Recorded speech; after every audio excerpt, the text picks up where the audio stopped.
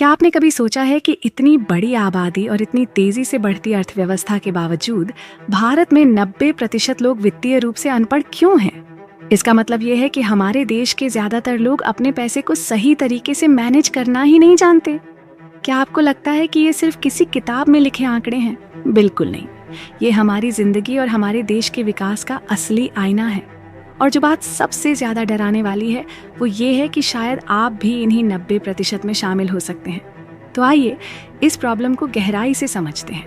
क्या कारण है कि हम में से ज्यादातर लोग पैसे की सही समझ नहीं रख पाते, और सबसे जरूरी बात, आप इससे कैसे बाहर निकल सकते हैं। हमारे देश में बच्चों को स्कूल में मैथ्स, साइंस और जीके की पढ़ाई तो कराई जाती है, लेकिन क्या आपने कभी किसी स्कूल में पैसे को समझने की क्लास देखी है? नहीं ना। और यही हमारी सबसे बड़ी प्रॉब्लम है। हमें बचपन से ही सिखाया जाता है कि पढ़ाई करो, अच्छी नौकरी लो और पैसा कमाओ, लेकिन पैसा कैसे बचाना है, कैसे इन्वेस्ट करना है और कैसे अपने पैसों से पैसे बनाना है, ये कोई नहीं सिखाता। यही कारण है कि एक आम भारतीय का सपना होता है कि एक सरकारी नौकरी मिल जाए और जिंदगी सेट हो जाए। लेकिन सच्चाई ये है कि नौकरी सिर्फ एक आय का साधन है, संपत्ति बनाने का नहीं। जब तक हमें ये नहीं समझाया जाएगा कि पैसा हमारे लिए काम करे, तब तक हम सिर्फ नौकरी करते रहेंगे और कभी आर्थिक स्वतंत्रता, फाइनेंशियल फ्रीडम हासिल नहीं कर पाएंगे।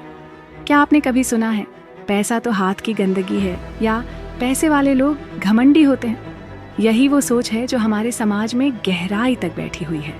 बचपन से हमें यह सिखाया जाता है कि पैसा कमाना गलत नहीं है, लेकिन ज्यादा पैसा चाहना गलत है। इस मानसिकता की वजह से लोग पैसे के बारे में खुलकर बात करने से भी डरते हैं। एक और कारण यह है कि हम पैसों के मामले में ज्यादातर इमोशनल बन जाते हैं। चाहे त्योहारों में दिखावा करना हो या बिना सोचे समझे शादियों में कर्ज लेकर खर्च करना, हमारी फाइनेंशियल डिसीजन मेकिंग अक्सर इमोशंस के ऊपर आधारित होती है।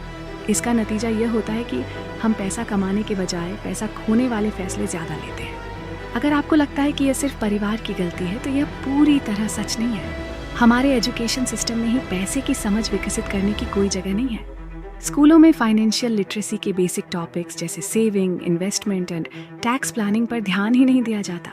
यहाँ तक कि जब आप कॉलेज पहुँचते हैं तो भी चीजें नहीं बदलती। MBA और कॉमर्स जैसी पढ़ाई करने वाले भी पैसे को सही तरीके से मैनेज करना नहीं सीखते। और ये बात तो और भी हैरान करने वाली है कि लोग प्रोफेशनल डिग्री लेकर भी क्रेडिट कार्ड का इस्तेमाल गलत तरीके से करते हैं, EMI के जाल में फंस जाते हैं और इन्वेस्टमेंट के बजाय सिर्फ खर्चे बढ़ाते रहते हैं। आजकल सोशल मीडिया पर जो दिखाया जाता है वह भी फाइनेंशियल अनपढ़ता का एक बड़ा कारण है। YOLO, you only live once, और FOMO, fear of missing out जैसे ट्रेंड्स ने युवाओं के खर्च करने के तरीके को बदल दिया है। लोग सेविंग और इन्वेस्टमेंट के बजाय महंगे गैजेट्स, ब्रांडेड कपड़े और इंस्टाग्राम पर स्टाइल दिखाने में पैसे उड़ाने लगे हैं। विज्ञापन कंपनियां भी इसी मानसिकता का फायदा उठाती हैं। नो कॉस्ट EMI, अब पे लेटर जैसे ऑफर्स देखकर लोग ये समझ ही नहीं पाते कि यह असल में एक डेब्ट ट्रैप है। और एक बार जब आप इस जाल में फंसते हैं तो इससे बाहर निकलना बहुत मुश्किल हो जाता है। भारत में ज्यादातर लोग ये सोचते हैं कि एक नौकरी मिल जाए तो बस जिंदगी बन गई। लेकिन सच्चाई यह है कि सिर्फ नौकरी से आप कभी अमीर नहीं बन सकते। नौकरी सिर्फ आपकी रोजमर्रा की जरूरतें पूरी कर सकती है। अगर आपको असली संपत्ति बनानी है तो आपको इन्वेस्टमेंट और पैसों को मल्टीप्लाई करने के तरीके सीखने होंगे।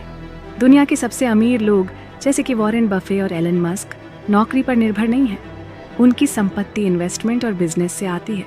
लेकिन हमारे यहाँ लोग शेयर मार्केट, म्यूचुअल फंड्स और रियल एस्टेट जैसे इन्वेस्टमेंट ऑप्शंस को समझने की कोशिश ही नहीं करते। अब सवाल ये है कि इस प्रॉब्लम को कैसे सॉल्व किया जाए।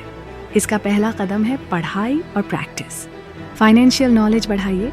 पढ़ाई सिर्फ स्कूल और कॉलेज में नहीं होती। अपने फ्री टाइम में पर्सनल फाइनेंस की किताबें पढ़िए, जैसे कि रिच डैड पुअर डैड और द साइकोलॉजी ऑफ मनी। ये किताबें आपको सिखाएंगी कि पैसे के साथ कैसा व्यवहार करना चाहिए। शेयर मार्केट और म्यूचुअल फंड्स को समझिए। शेयर मार्केट या म्यूचुअल फंड्स सुनते ही डरने की जरूरत नहीं है। ये पैसा बढ़ाने का सबसे अच्छा तरीका है। SIP, सिस्टमैटिक इन्वेस्टमेंट प्लान से शुरुआत कीजिए। अपना बजट बनाइए। हर महीने का बजट बनाना और अपनी ज़रूरतों और इच्छाओं को बैलेंस करना सीखिए। इमरजेंसी फंड और इंश्योरेंस, पैसों से जुड़ी अनिश्चितताओं के लिए तैयार रहना बहुत ज़रूरी है। इमरजेंसी फंड और हेल्थ इंश्योरेंस आपके लिए लाइफ सेवर हो सकते हैं। सोशल मीडिया पर सही कंटेंट फॉलो कीजिए। फाइनेंस और इन्वेस्टमेंट से जुड़े सही यूट्यूब चैनल्स, ब्लॉग्स और कोर्सेज का फायदा उठाइए। तो अब सवाल ये है कि क्या आप भी उन 90% लोगों में शामिल रहना चाहते हैं या 10% जागरूक लोगों का हिस्सा बनना चाहते हैं? याद रखिए, फाइनेंशियल लिटरेसी सिर्फ अमीर बनने का तरीका नहीं है, बल्कि यह आपको जिंदगी में सुरक्षा, शांति और आज़ादी देती है। अगर ये वीडियो आपको पसंद आया हो तो फाइनेंस विद इशिका को सब्सक्राइब करना न भूलें। Thank you.